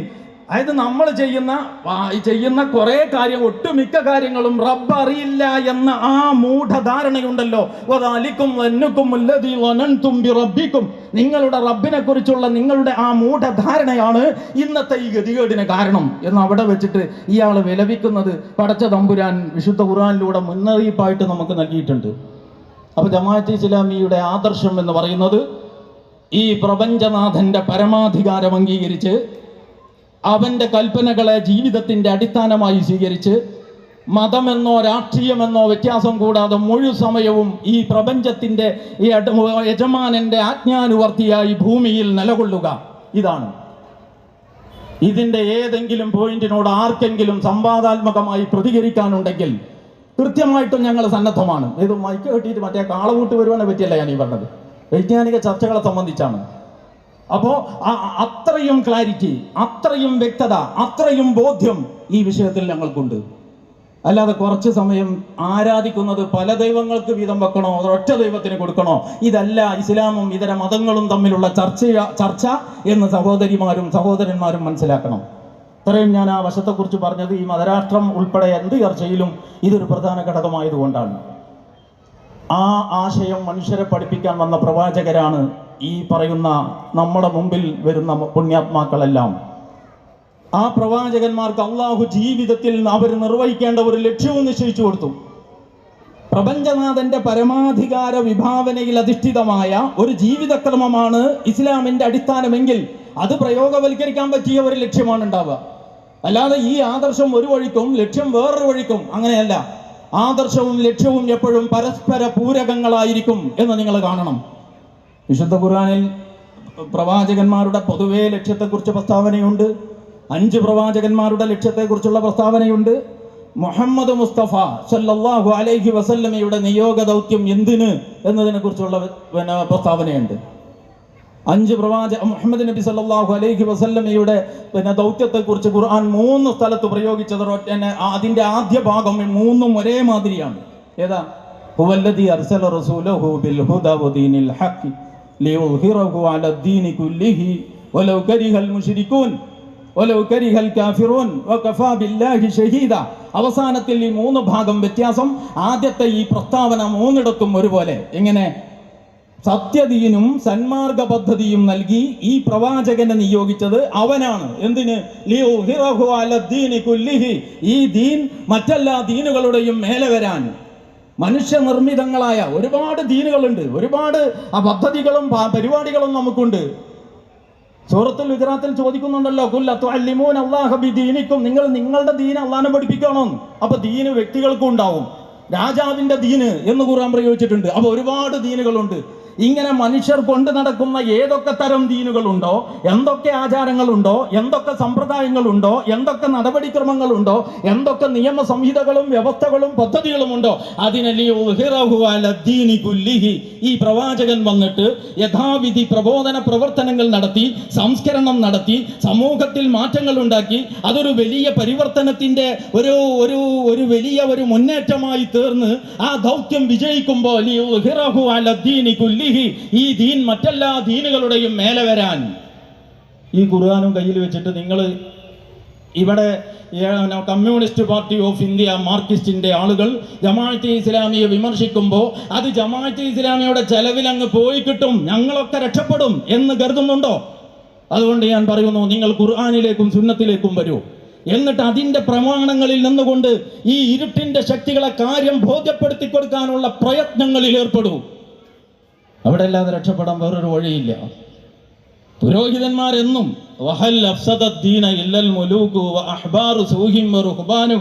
എന്ന് തഫ്സീർ ഇബ്നു കസീറിൽ മുമ്പ് ഒരു കവിത വായിച്ചത് ഓർക്കാൻ. ഈ ദീനിനെ, ഈ ദൈവിക ദീനിനെ ദുർബലപ്പെടുത്തിയത് 2 കൂട്ടരാണ് എന്നാണ് പറയുന്നത്. ഒന്ന് ഈ പിണറായിയെ മാതിരിയുള്ള ഭരണാധികാരികൾ എന്ന് പറഞ്ഞാൽ തന്നിഷ്ടം നടപ്പിലാക്കുന്ന നല്ലൊരു ഗവൺമെന്റ് 5 കൊല്ലം ഭരിച്ചിട്ട് റോഡെന്താ വീടെന്താന്നൊക്കെ അറിയണ ആളുകൾ ഭരിച്ചിട്ട് രണ്ടാമതൊരു ഊഴം കൂടി കിട്ടിയപ്പോൾ ഇവരൊക്കെ കൂടി വന്നാൽ പിന്നെ എനിക്കിപ്പോൾ എന്താ ഒരു പ്രത്യേകത? ഈ അസുഖം തന്നെയല്ലേ സ്റ്റാലിൻ ഉണ്ടായിരുന്നത്. അത് നടപ്പാക്കാൻ അവിടെ സ്വീകരിച്ച രീതി ഇവിടെ സ്വീകരിക്കാൻ പറ്റിയിട്ടില്ല എന്നല്ലേ ഉള്ളൂ. പത്രത്തിൽ വകുപ്പ് മന്ത്രിക്ക് ആ മന്ത്രിയുടെ ഫോട്ടോ വെച്ചിട്ട് ആ മന്ത്രിയുടെ ഒരു പ്രൊജക്ടിന്റെ ഉദ്ഘാടനത്തിന്റെ പരസ്യം കൊടുക്കാൻ പറ്റൂല, ഇയാളെ ഫോട്ടോ വെക്കണമെന്ന്. നിങ്ങൾ അന്വേഷിച്ച് നോക്ക്, മനസ്സിലായോ? എന്നിട്ട് ഇവർക്ക് തോന്നിയതുപോലെ കാര്യങ്ങൾ കൈകാര്യം ചെയ്യുന്ന, ചോദിക്കാനും പറയാനും ആരുമില്ല എന്ന നിലക്ക് അരുളുന്ന ഇത്തരം മനോഭാവത്തിലുള്ള ആളുകളുടെ കയ്യിൽ കാര്യങ്ങളെത്തുമ്പോൾ നമ്മുടെ സമൂഹത്തിൽ അതിൻ്റെ എല്ലാ കുഴപ്പങ്ങളും പ്രകടമാകും. ആ കുഴപ്പങ്ങൾ ഇപ്പോൾ ജെൻഡർ ന്യൂട്രൽ, ഉദാഹരണത്തിന് ഇടതുപക്ഷ പ്രസ്ഥാനത്തിന്റെ ഇവിടെ ജമാഅത്തെ ഇസ്ലാമിയെ പിരിച്ചുവിടണം എന്ന് സ്വന്തം ഒരു മതസംഘടന അവരുടെ വാരികയിൽ ലേഖനം, അവരുടെ പ്രസിദ്ധീകരണത്തിൽ ലേഖനം എഴുതുമ്പോൾ ക്യാമ്പസുകളിൽ ഈ കമ്മ്യൂണിസ്റ്റ് പാർട്ടി ഓഫ് ഇന്ത്യ മാർക്സിസ്റ്റിന്റെ വിദ്യാർത്ഥി സംഘടന സ്വയംഭോഗത്തെയും സ്വവർഗരതിയെയും സംബന്ധിച്ച് ക്യാമ്പയിൻ നടത്തുന്നത് ഇവർ കണ്ടില്ല. ജെൻഡർ ന്യൂട്രൽ മാനസികാവസ്ഥയിലേക്ക് പെൺകുട്ടികളെ കൊണ്ടുവരാൻ വേണ്ടിയാണ് അവരെ കൊണ്ട് ഫാൻഡിടിക്കുന്നത്. ഹെട്രോ നോർമറ്റീവ് ആയിട്ടുള്ള അവസ്ഥയിൽ നിന്ന്. എന്താ ഹെട്രോ നോർമറ്റീവ് എന്ന് പറഞ്ഞാൽ? ഹെട്രോ നോർമറ്റീവ് എന്ന് പറഞ്ഞാൽ ആണും പെണ്ണും തമ്മിലാണ് പ്രകൃത്യ ആകർഷണം ഉണ്ടാവുക. ആണിന് ആണിനോടോ പെണ്ണിന് പെണ്ണിനോടോ ആകർഷണം തോന്നുന്നുവെങ്കിൽ അത് നോർമൽ അല്ല. അതിനാണ് ഹെട്രോ നോർമറ്റീവ് എന്ന് പറയുന്നത്. ഈ ഹെട്രോ നോർമറ്റീവ് ആയിട്ടുള്ള മനോഭാവത്തിൽ നിന്ന് പെൺകുട്ടികളെ രക്ഷിച്ചെടുക്കാനാണ് അവരെ കൊണ്ട് ഫാൻസ് ഇടിച്ചത് എന്ന് നമ്മുടെ ഉന്നത വിദ്യാഭ്യാസ, ചില്ലറ വിദ്യാഭ്യാസമല്ല, ഉന്നത വിദ്യാഭ്യാസ വകുപ്പ് മന്ത്രി അത് ട്രീറ്റ് ചെയ്യണം. അപ്പൊ ഈ ഷെയ്ഖുനൊക്കെ കൂട്ടർക്ക് ഒരു കുഴപ്പമില്ല. നോക്കണം നിങ്ങൾ, മുട്ടിന് മുഴത്തിന് മദ്യഷാപ്പുകൾ ഒഴുക്കി ഇവർക്കൊരു പ്രശ്നമില്ല. ഈ പറയുന്ന ഇസ്ലാം മലപ്പുറം ജില്ലയെക്കുറിച്ച് മാത്രമല്ല, കേരളത്തെക്കുറിച്ച് മാത്രമല്ല, മുസ്ലിം സമൂഹത്തെ ഭീതിയുടെ സംശയത്തിന്റെ നിഴലിൽ നിർത്തുന്ന പ്രസ്താവനകൾ ഇവരുടെ ഇടതുപക്ഷത്തിന്റെ നേതാക്കന്മാർ, മാർക്കറ്റ് പാർട്ടിയുടെ നേതാക്കന്മാർ മാറി മാറി നടത്തി. ഇവർക്കൊരു പ്രശ്നമില്ല. ആർക്ക്? ഈ ശൈഖനമാർക്ക്. അപ്പൊ വഹൽ, അവിടെ നമ്മൾ പോകുന്നത് അങ്ങോട്ട് തന്നെ പോകേണ്ടതുണ്ട്. ഏത്? വഹൽ അഫ്സദദ്ദീന ഇല്ലൽ മുലൂകു വഅഹ്ബാറു സൂഇൻ വറുഹ്ബാനുഹ. ഈ ദീനിനെ എക്കാലത്തും തലമുറകളെ നശിപ്പിച്ചിട്ടുള്ളത് ഒന്ന് ഇത്യാദി ഭരണാധികാരികൾ, അവർക്ക് ചൂട്ടുകുടിക്കുന്ന പുരോഹിതന്മാർ. അതാണ്. നിങ്ങൾ ഫറോവയുടെ കഥ വായിച്ചു നോക്കുക. അവിടെ ഒരു സാമരി ഉണ്ട്. മൂപ്പരും റസൂൽ, ആ റസൂലിന്റെ ആസാരം കൊണ്ട് തന്നെയാണ് മൂപ്പരും പരിപാടി. ഞാൻ അതിനെക്കുറിച്ച് പല വേദികളിലും പ്രസംഗിച്ചിട്ടുണ്ട്. അള്ളാഹുവിനേക്കാൾ പ്രാധാന്യം പ്രവാചകന്, പ്രവാചകനേക്കാൾ പ്രാധാന്യം പ്രവാചകന്റെ ആസാറുകൾക്ക്, പ്രവാചകന്റെ ആസാറുകളേക്കാൾ പ്രാധാന്യം ആ ആസാറുകൾ കണ്ടുപിടിച്ച് കൊണ്ടുവരുന്ന മൗലാനക്ക്, അതിനേക്കാൾ പ്രാധാന്യം അതിന്റെ ചുറ്റിലും വരുന്ന ടൗൺഷിപ്പിന്. ഒരു പുരോഹിതന്റെ കയ്യിൽ ഒരു പ്രവാചകൻ എങ്ങനെ കച്ചവടച്ചരക്കാവും എന്നതിന്റെ മികച്ച ഉദാഹരണമാണ് ഇത് എന്ന് കുറെ വർഷങ്ങൾക്ക് മുമ്പ് ഞാൻ നടത്തിയ ഒരു പ്രസ്താവനയാണ്. എപ്പോഴാണെന്നറിയോ നിങ്ങൾക്ക്? ഒരു ദിവസം ഞാൻ കുറച്ച് മാസങ്ങൾക്ക് ഗൾഫിലേക്ക് പോയിട്ട് തിരിച്ചു വന്ന് നോക്കുമ്പോൾ നമ്മുടെ ഗ്രാമങ്ങളിലും ടൗണുകളിലും ഒക്കെ നമ്മുടെ മുടി മസ്ജിദ് എന്ന് പറയാൻ എൻ്റെ മനസ്സ് സമ്മതിക്കുന്നില്ല. അതിൻ്റെ ഫോട്ടോ, അതിൻ്റെ വലിയ ഫോട്ടോ കട്ടൗട്ട് നിങ്ങൾക്ക് ഓർമ്മ ഉണ്ടാവും. പിന്നെ ഇത് പോക്ക് ശരിയില്ല എന്ന് തോന്നിയിട്ട് അവരെന്നെ എടുത്തു മാറ്റി. ഇരിക്കട്ടെ. ആ സന്ദർഭത്തിൽ ഒരു പ്രസംഗത്തിൽ ഞാൻ പറഞ്ഞതാണ്, ഇത് മുടിയല്ല, ഇത് ടൗൺഷിപ്പാണ്. അള്ളാഹുവിനേക്കാൾ പ്രാധാന്യം പ്രവാചകന്, പ്രവാചകനേക്കാൾ പ്രാധാന്യം പ്രവാചകന്റെ ആസാറുകൾക്ക്, പ്രവാചകന്റെ ആസാറുകളേക്കാൾ പ്രാധാന്യം അത് കണ്ടുപിടിച്ച് കൊണ്ടുവരുന്ന ആൾക്ക്, അദ്ദേഹത്തിന്റെ അതിനേക്കാൾ പ്രാധാന്യം ഈ മുടി സൂക്ഷിക്കുന്ന കേന്ദ്രത്തിന്റെ ചുറ്റും തുടർന്നു വരുന്ന ടൗൺഷിപ്പിന്, ഉയർന്നു വരുന്ന ടൗൺഷിപ്പിന്. നിയമപരമല്ലാതെ പലതും ഒപ്പിച്ചു. അപ്പൊ സ്വാഭാവികമായിട്ടും പ്രശ്നമുണ്ട്. ആ പ്രശ്നം പരിഹരിക്കാൻ ഇവർ കണ്ടെത്തുന്ന വഴിയാണ് ഈ ജമാഅത്തിന് നേരെ കാണിക്കുന്ന ഈ ഒരു വിരോധം എന്ന് നിങ്ങൾ നോക്കണം. അപ്പൊ ഇവർക്ക് ഇസ്ലാമിനോട് എത്ര ഹുബ്. അതാണ് ഇവിടെ. ഇപ്പൊ ഞാൻ അതിലേക്ക് പോയത് ഇത് പറയാനാണ്, വേറെ ഒന്നും ഇപ്പൊ എന്റെ വിഷയമല്ല. ഇപ്പൊ ഈ തെരഞ്ഞെടുപ്പിന്റെ സന്നിഗ്ധ ഘട്ടത്തിൽ ജമാഅത്തെ ഇസ്ലാമിക്കെതിരെ ഈ പ്രത്യേക വിഭാഗം ഇറങ്ങിപ്പുറപ്പെടുന്നത് അവർ ചെയ്ത അനധികൃതമായ കുറെ കാര്യങ്ങൾ വെളുപ്പിച്ചെടുക്കാൻ ഇതൊരവസരമാക്കാൻ പറ്റുമോ എന്ന് നോക്കിയിട്ടാണ്. ഇത്രമാത്രം തരം താഴ്ന്നിട്ട് പണ്ഡിതന്മാർ പോകാൻ പാടില്ല എന്ന് ഞങ്ങൾ വളരെ വിനയത്തോടു കൂടി പറയും. അപ്പൊ ഞാൻ വന്ന ചർച്ച തന്നെ നമുക്ക് മുന്നോട്ട് കൊണ്ടുപോകാം. ഇസ്ലാം എന്ന് പറയുന്നത് ഈ സ്വഭാവത്തിലുള്ള ദൈവിക ദീനാണ്. അത് വിഭജനങ്ങൾക്ക് അതീതമാണ്. അത് മതവും രാഷ്ട്രവും കൂടിയതാണ്. അത് ആത്മീയതയും ഭൗതികതയും ഒന്നിച്ചുള്ളതാണ്. അത് മനുഷ്യന്റെ ആമാശയത്തിന്റെ പ്രശ്നങ്ങളെയും ആത്മാവിന്റെ തേട്ടങ്ങളെയും ഒരുപോലെ അഭിമുഖീകരിക്കുന്നതാണ്. ആ ദീന് അതിന്റെ പൂർണ്ണാർത്ഥത്തിൽ പുലർന്നെടുത്ത് നമ്മൾ ഇസ്ലാം മുഹമ്മദ് മുസ്തഫ എന്ന് പറയുന്ന ഒരു ഭരണാധികാരിയെ നിങ്ങൾക്ക് കാണാം. നമ്മുടെ വെള്ളിയാഴ്ച പള്ളികളിൽ അൽഹംദുലില്ലാഹിൽ കരീമിൽ മഅബൂദ് എന്ന് പറഞ്ഞിട്ട് അല്ലാഹുമ്മ ഇർളഅൻ അഷ്റഫി ഖുലഫാഇർ റാഷിദീൻ വ അഫ്ളലി ഉമറാഇൽ മുർഷിദീൻ എന്ന് പറഞ്ഞിട്ട് 4 ഖലീഫമാർക്ക് വേണ്ടിയിട്ട് തർളിയത്ത് ചെല്ലുന്നില്ലേ? ഈ നിങ്ങളുടെയൊക്കെ പള്ളികളിൽ മെമ്പറുകളിൽ വെച്ചുകൊണ്ട് എല്ലാ വെള്ളിയാഴ്ചകളിലും 4 ഖലീഫമാർക്ക് വേണ്ടിയിട്ട് അനുഗ്രഹത്തിന് വേണ്ടിയിട്ട് പ്രാർത്ഥിക്കുന്നുണ്ടെങ്കിൽ ആ ഖലീഫമാരെ പറ്റിയാണ് നമ്മുടെ സഖാവ് വിജയൻ പറഞ്ഞത്. അവർ ഖലീഫമാരുടെ കാലത്തേക്ക് കൊണ്ടുപോകാൻ ശ്രമിക്കുന്ന കൂട്ടരാണ്. ആര്? ജമാഅത്തെ ഇസ്ലാമി. മനസ്സിലാവുണ്ടോ ഇവിടുത്തെ ഈ ചർച്ച പോണതെന്ന്? എന്ന് പറഞ്ഞാൽ ഇവർക്ക് വിരോധം, ഇവരുടെ ജമാഅത്ത് വിരോധം, ജമാഅത്തിനോടുള്ള വിരോധം ജമാഅത്തിന്റെ നാട്ടക്കുറിയാണെങ്കിലും ഫലത്തിൽ ഈ വിരോധം ഇസ്ലാമിനോടാണ് എന്ന് നിങ്ങൾ ഇനിയെങ്കിലും മനസ്സിലാക്കണം. ഇസ്ലാമിനോടുള്ള വിരോധം അതിന് നിന്നുകൊടുക്കാൻ ഈ ജമാഅത്തെ ഇസ്ലാമിക്ക് അർഹതയുണ്ടായി എന്നുള്ളത് ചരിത്രപരമായി നമ്മൾ സത്യത്തിന്റെ പാതയിലാണ് എന്നതിന്റെ തെളിവായിട്ട് ഞാൻ ഇവിടെ എടുത്തുന്നയിക്കുകയാണ്. ചില്ലറ കാര്യമല്ല, ഏതെങ്കിലും കണ്ടോണ്ട മേക്കട്ടൊന്നും പോയി കയറൂല. അതിനൊരു സ്ഥാനം വേണം, അതിനൊരു അംഗീകാരം വേണം. അത് നിഷ്കളങ്കമായ നിയ്യത്തിന് ലഭിച്ചിട്ടുള്ള സ്വീകാര്യതയാണ് എന്ന് ഞാൻ പറയുന്നു. എന്താണ് ഈ മതരാഷ്ട്രവാദം? മതരാഷ്ട്രം എന്നുള്ള പ്രയോഗം ആരാ നടത്തിയത്? ജമാഅത്തെ ഇസ്ലാമിയുടെ ഏതെങ്കിലും പുസ്തകത്തിലുണ്ടോ? ഒന്നെങ്കിൽ അതിന്റെ ഉറുദു എന്താ, അല്ലെങ്കിൽ അതിന്റെ അറബി എന്താ?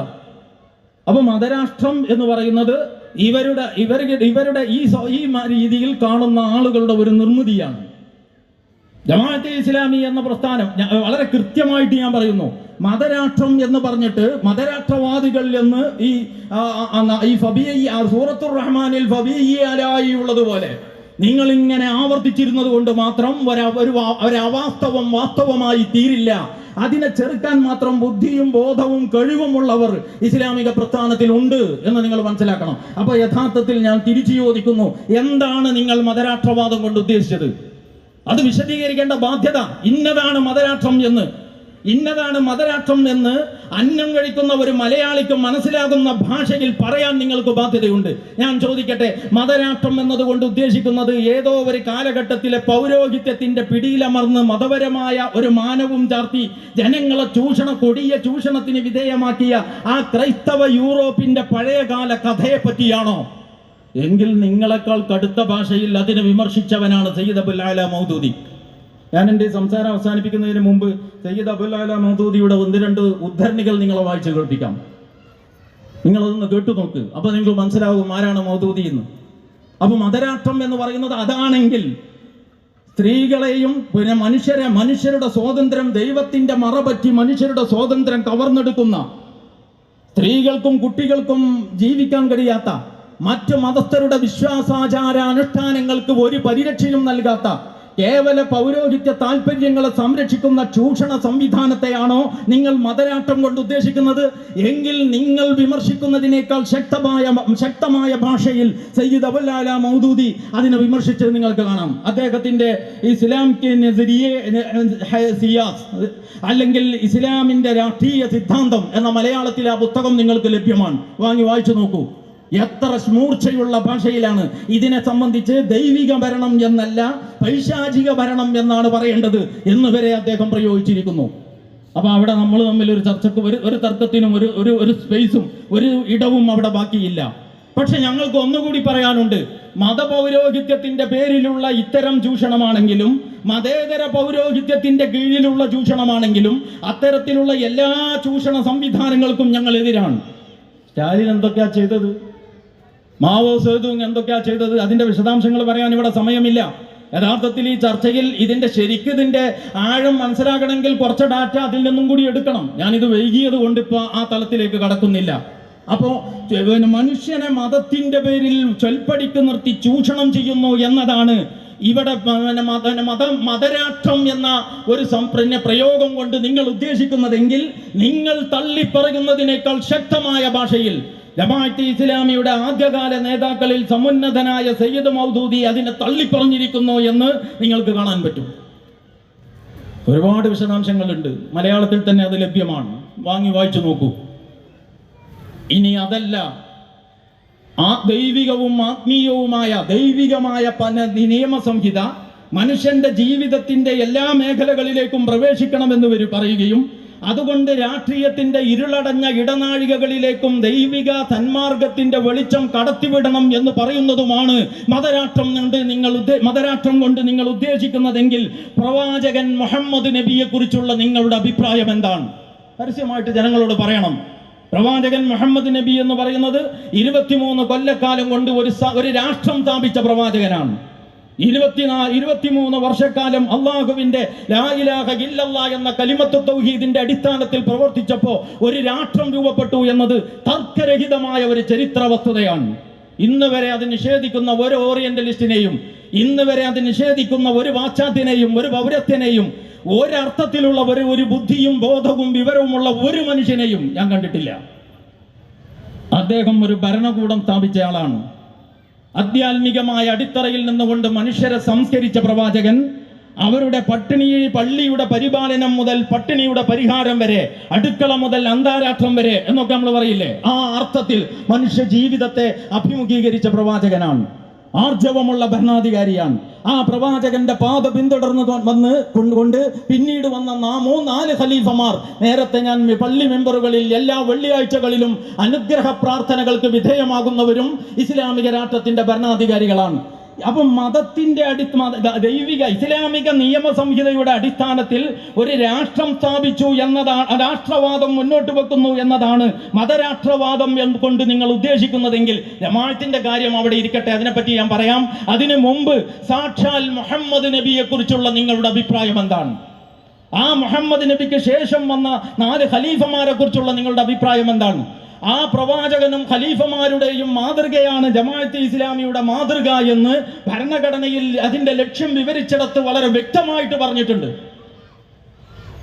അപ്പോ പ്രവാചകൻ മുഹമ്മദ് നബി മതരാഷ്ട്രവാദിയാണെങ്കിൽ ഞങ്ങൾക്ക് മതരാഷ്ട്രവാദം എന്ന മുദ്ര വരുന്നതിൽ ഒരു വിഷമവുമില്ല. അതേസമയം നിങ്ങൾ ആട്ടിനെ പട്ടിയാക്കാനും പട്ടിയെ പേപ്പട്ടിയാക്കാനും എന്നിട്ട് അതിനെ പ്രയോജനപ്പെടുത്തി നിങ്ങളുടെ ഇമേജ് വർദ്ധിപ്പിക്കാനും മാത്രമാണ് ശ്രമിക്കുന്നതെങ്കിൽ ഒരു ഗൗരവപ്പെട്ട ചർച്ചയ്ക്ക് ചേർന്നതായില്ല ഈ തരം താഴ്ന്ന രാഷ്ട്രീയം എന്ന് പറയാതിരിക്കാനും നിർവാഹമില്ല. അതുകൊണ്ട് ജമാഅത്തെ ഇസ്ലാമി ഞാൻ ആവർത്തിച്ചു പറയുന്നു, സമഗ്രമായ ഒരു ജീവിത ദർശനത്തെയാണ്, ഒരു ഐഡിയോളജിയാണ് ഇസ്ലാം. അതിൽ മനുഷ്യന്റെ ജീവിതത്തിന്റെ എല്ലാ കമ്മ്യൂണിസ്റ്റുകാരന്റെ ജീവിത വീക്ഷണവും ശാസ്ത്രവാദവും ഒക്കെ കൂടി മരണത്തോടെ അവസാനിച്ചു. എല്ലാം മരണത്തോടെ അവസാനിച്ചു എന്ന് പറഞ്ഞാൽ ഒരു മൃഗം ചത്ത അതിൻ്റെവും തീർന്നു, ഈ മനുഷ്യൻ ജീവൻ പോയാൽ അവൻ്റെവും തീർന്നു. ഇതാണ് നിങ്ങളെ കണക്ക്. ഞങ്ങൾ പറയുന്നു ആ മൃഗത്തെ പോലെയല്ല ഈ മനുഷ്യൻ. സവിശേഷമായ കഴിവും സിദ്ധികളും അറിവും ബുദ്ധിയും നൽകപ്പെട്ട മനുഷ്യൻ കുറച്ചുകൂടി ഉത്തരം പറയാൻ ബാധ്യസ്ഥനാണ്. അതുകൊണ്ട് ജീവിതം അവസാനിക്കുന്നില്ല. അപ്പൊ മരണത്തിന് ശേഷവും ജീവിതം തുടരുന്നു എന്ന കാഴ്ചപ്പാടുള്ള ഇസ്ലാമുമായിട്ട് സംവാദത്തിൽ ഏർപ്പെടാനുള്ള ശേഷി യഥാർത്ഥത്തിൽ കമ്മ്യൂണിസത്തിന് ഇല്ല. മർഹൂം സോവിയറ്റ് യൂണിയൻ ലോകത്തുനിന്ന് എടുക്കപ്പെട്ടു പോയപ്പോഴേക്ക് എല്ലായിടത്തും മതവാദങ്ങൾ, പുനരുജ്ജീവനവാദങ്ങൾ ശക്തിയാർജിച്ചത് നിങ്ങൾ കണ്ടില്ലേ? അത് യാദൃശികമല്ല, അത് മനുഷ്യന്റെ പ്രകൃതിയുടെ തേട്ടമാണ്. മനുഷ്യന്റെ പ്രകൃതിയുടെ ഈ ആത്മീയമായ ദാഹത്തിനെതിരെ താൻ സമരം നടത്തുന്നത് സ്വന്തം നിഴലിനെതിരെ സമരം നടത്തുന്നത് പോലെയുള്ള വിഡ്ഢിത്തമാണ്. അതുകൊണ്ട് ഞാൻ പറയുന്നു, ജമാഅത്തെ ഇസ്ലാമി ഇവിടെ ചുളിവിൽ നിങ്ങളൊക്കെ ഉറങ്ങിക്കിടക്കുമ്പോൾ ഒരു രാഷ്ട്രം സ്ഥാപിച്ച് കളയുമെന്ന് വിചാരിച്ചിട്ട് നിങ്ങളാരും പേടിക്കണ്ട. ജമാഅത്തെ ഇസ്ലാമിയുടെ ഒരു 2-3 ഉദ്ധരണി വായിച്ച് കേൾപ്പിച്ചിട്ട് ഞാനിത് അവസാനിപ്പിക്കാം. മറ്റു കുറച്ച് ചർച്ചകളും കൂടിയുണ്ട്. അത് നേരത്തെ പറഞ്ഞ മാതിരി ആവശ്യമുണ്ടെങ്കിൽ നമുക്ക് പിന്നെ നോക്കാം. അതായത് സയ്യിദ് അബുല്ലാല മൗദൂദിയാണല്ലോ വലിയ കുഴപ്പം. ജമാഅത്തെ ഇസ്ലാമി ഞങ്ങൾ സമാധാനപൂർവ്വം പ്രവർത്തിക്കാന്ന് പറഞ്ഞാൽ ചാനലും നടത്തണം, പത്രവും നടത്തണം, പാർട്ടിയും നടത്തണം, സ്വാഭാവികമായിട്ടും നിങ്ങൾ സമാധാനത്തിൽ തന്നെ പ്രവർത്തിക്കൂ എന്നാണ് അവർ പറയുന്നത്. ഞാനിപ്പോ ജമാഅത്തെ ഇസ്ലാമി സയ്യിദ് അബുൽ മൗദൂദിയുടെ മുമ്പിൽ വന്ന ചോദ്യങ്ങളാണ്. ആ ചോദ്യത്തിന് അദ്ദേഹം നൽകിയ മറുപടികൾ 1-2 ഞാൻ വായിച്ചു കേൾപ്പിക്കുന്നത്. അതായത് നിയമവിരുദ്ധമായ പ്രവർത്തനത്തിലൂടെ നമുക്ക് മുന്നോട്ട് പോകാൻ വല്ല പഴുതുമുണ്ടോ എന്ന സ്വഭാവത്തിലുള്ള ചോദ്യമാണ് പ്രവർത്തകർ അദ്ദേഹത്തിന്റെ മുന്നിൽ ഉന്നയിക്കുന്നത്. അതിന് അദ്ദേഹത്തിന്റെ മറുപടിയാണ്. ഞാൻ അതിന്റെ ഉദ്ധരണിയായി എവിടെ നിന്ന് എടുത്തതെന്നൊക്കെ പറയാം. നിങ്ങൾ പരിശോധിച്ചോ, ഇല്ലെങ്കിൽ എൻ്റെ അടുത്ത് വന്നോ, നിങ്ങൾ പറയും പോലെ ഞാൻ കേൾക്കാം. ഞാൻ അടിസ്ഥാനപരമായി സയ്യിദ് അബുൽ അല മൗദൂദി പറയാണ്, ഞാൻ അടിസ്ഥാനപരമായി നിയമലംഘനത്തിന്റെയും ഭരണഘടനാ വിരുദ്ധ പ്രവർത്തനത്തിന്റെയും അണ്ടർഗ്രൗണ്ട് പ്രവർത്തനത്തിന്റെയും ശക്തനായ എതിരാളിയാണ്. എൻ്റെ ഈ നിലപാട് ഭയത്തിന്റെയോ മറ്റെന്തെങ്കിലും കാര്യലാഭത്തിന്റെയോ അടിസ്ഥാനത്തിലുള്ളതല്ല. പ്രത്യുത നിയമം മാനിക്കുക എന്നത് സംസ്കാര സമ്പന്നമായ ഒരു സമൂഹത്തിന്റെ നിർമ്മിതിക്ക് അനിവാര്യമാണെന്ന് നീണ്ട വർഷത്തെ പഠന പാരായണങ്ങളുടെ ഫലമായി ഞാൻ എത്തിച്ചേർന്നതാണ്. എന്ന് തന്നെയല്ല, നിയമത്തെ മാനിക്കുക എന്ന ഗുണം ഒരു നിമിഷത്തേക്കെങ്കിലും കൈവിട്ടാൽ പിന്നീട് അവരെ നിയമം പാലിക്കുന്നവരാക്കി തീർക്കുക എന്നത് വളരെ ശ്രമകരമാണെന്നല്ല, പലപ്പോഴും അസാധ്യം തന്നെയാണ്. അതുപോലെ തന്നെ അണ്ടർഗ്രൗണ്ട് പ്രവർത്തനങ്ങൾക്കും അതിൻ്റെതായ ദോഷങ്ങളുണ്ട്. അത്തരം പ്രവർത്തന രീതികൾ സ്വീകരിക്കുന്നവർ അവർക്ക് മാത്രമല്ല സമൂഹത്തിന്റെ തന്നെ നാശത്തിന് കാരണമായി തീരും. ഇത്തരം കാരണങ്ങളാൽ നിയമം ലംഘിച്ചുള്ള രഹസ്യ പ്രവർത്തനം തീർത്തും തെറ്റാണെന്ന് ഞാൻ വിശ്വസിക്കുന്നു. പരസ്യമായും ഭരണഘടനയുടെയും നിയമത്തിന്റെയും പരിധിക്കുള്ളിൽ നിന്നും മാത്രമാണ് ഞാൻ എപ്പോഴും പ്രവർത്തിച്ചിട്ടുള്ളത്. എനിക്ക് പൂർണ്ണമായും വിയോജിപ്പുള്ള നിയമത്തെപ്പോലും മാറ്റിയെടുക്കുന്നതിന് നിയമപരവും ജനാധിപത്യപരവുമായ രീതി സ്വീകരിക്കുകയല്ലാതെ ഒരിക്കലും നിയമലംഘനത്തിന്റെ മാർഗം ഞാൻ സ്വീകരിച്ചിട്ടില്ല. ഇതുതന്നെയാണ് ജമാഅത്തെ ഇസ്ലാമിയുടെയും നിലപാട്. ലക്ഷ്യപ്രാപ്തിക്കായി സത്യസന്ധതക്കും വിശ്വാസതക്കും നിരക്കാത്തതോ ഭൂമിയിൽ കുഴപ്പങ്ങൾ ഉണ്ടാക്കുന്നതോ ആയ മാർഗങ്ങൾ സ്വീകരിക്കുകയില്ലെന്ന് ജമാഅത്ത് അതിന്റെ ഭരണഘടന ഖണ്ഡിക 5 വളരെ വ്യക്തമായി രേഖപ്പെടുത്തിയിരിക്കുന്നു. നമ്മൾ ചെയ്യുന്നതെന്തും ജനാധിപത്യപരവും നിയമവിധേയവുമായി ചെയ്യുന്നതായിരിക്കും. ജമാഅത്തെ ഇസ്ലാമിയിലുള്ള ഓരോ വ്യക്തിയും ഈ ഭരണഘടന പാലിക്കുമെന്ന് കരാർ ചെയ്തുകൊണ്ടാണ് ഇതിൽ അംഗമാവുന്നത്. അവരൊന്നും കരാർ ലംഘനം നടത്തുന്നവരല്ല. ജമാഅത്തിന്റെ ഏതെങ്കിലും പ്രവർത്തകൻ അതിന്റെ ഭരണഘടനാ ലംഘനം നടത്തിയാൽ മറ്റുള്ളവർ അറിയുന്നതിന് മുമ്പ് തന്നെ അത് ഞങ്ങളുടെ ശ്രദ്ധയിൽപ്പെടും. തസ്രീഹാത്ത് സയ്യിദ് അബുൽ ആല മൗദൂദി പേജ് 88.